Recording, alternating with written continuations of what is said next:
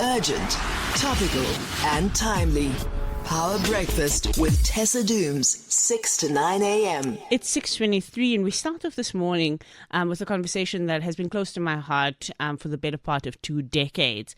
About a decade and a half ago, we were talking about this as a problem around young women who were dating older men in university. That was the conversation. The chat was, university students are vulnerable to dating older men. But I think that chat has evolved now, where we're seeing that it's not just about university students. It is this wide cross-section of women in society. And so this morning we wanted to focus on this question, and we have on the line with us Anisa, Moosa, the National Shelter Movement of South Africa coordinator, who's brought to light a study that says over 80% of young women date older men amidst this jobs crisis that we find ourselves in. And we wanted to understand what the implications of this are, and how do we start to address these kinds of issues. Anisa, thank you so much for joining us this morning. Welcome to Power Breakfast. Thank you so much to you, Tessa, for having me on this morning, and good morning to all the listeners out there. Yeah, so like I said, for me, about 15 years ago, this was a big topic. And at the time, I was a university lecturer. And so the conversation, the chat was always around university students being, the target and the prey of older men in society. But this really hasn't gone away, and it's grown, in fact. And what are you finding from this study to be particularly important for us to know at this point? I think the one, there's a couple of things, right? And you mentioned several times university students, and also, pointing a little bit to your guest a little bit earlier about the unemployment, particularly amongst the youth demographic. And that has risen to over 60%, in fact, 52.4% of unemployment in South Africa, right? So we're also looking at young women and wanting to survive. There's desperation. There's looking for someone who's going to fill that gap.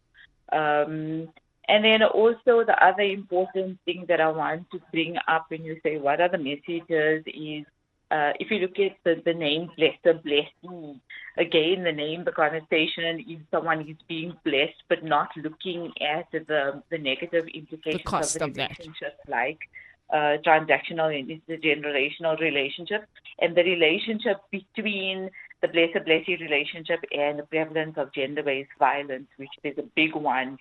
If one unpacks some of the elements and the characteristics of relationships, like the transactional and intergenerational relationship.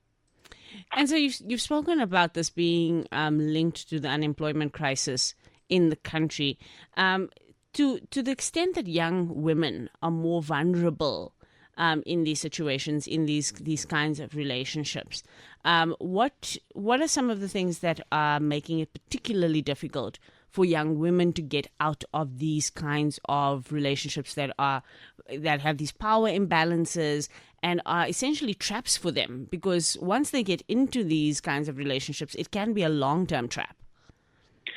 So there's a few things you mentioned, the power imbalance and the power dynamic, right? So that plays, remember that it's also influenced by gender perception, social norms that perpetuate gender-based violence, and the ideas around patriarchal thinking, gender equality and equity. But also you're saying that, once they get into a relationship like this, and I mentioned a little bit earlier, some of the characteristics of gender-based violence that are control, manipulation, isolation, dependence. So we look at the dependence element, the fact that an immediate gratification. So I'm thinking I'm I'm struggling to survive, I can get into a relationship like this. All my basic needs will Yeah. be Will be provided met. for. So I don't look beyond that. For me, it's about now. I've got someone to take care of me. But little do we realize that long term and for how long, because he could easily replace me with someone else tomorrow. And that's the other thing, is that a lot of older men have multiple relationships. Yeah. And so there's other implications, which I don't know if we're going to have time to look at, but the health implications around exposure and a risk to HIV, STIs, unwanted pregnancies, illegal abortions possibly also. And then also the role of family pressure, societal pressure. Yeah. Sometimes families are condoning it because they also benefit, let's say, for example, from a young woman being in a blessed. And Anisa, that's actually where I wanted to go to with asking about why young women particularly are vulnerable in these economic times. Because, of course, in a patriarchal society like ours, young women can easily be seen as bait almost.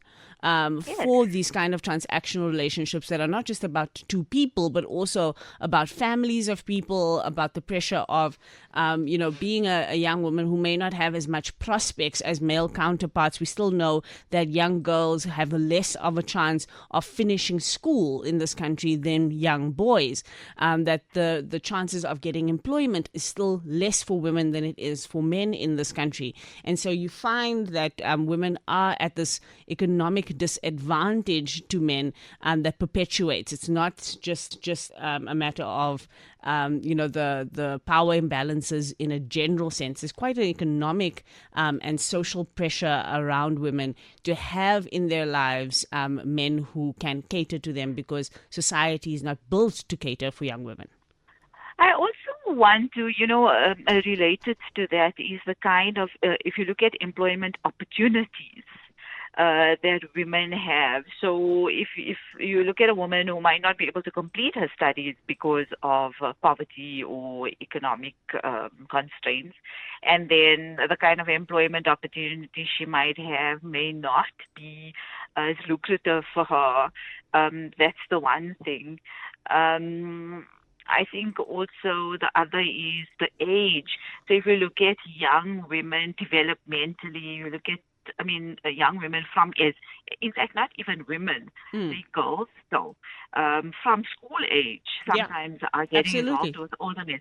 So developmentally, mentally, emotionally, physically, they're not fully developed.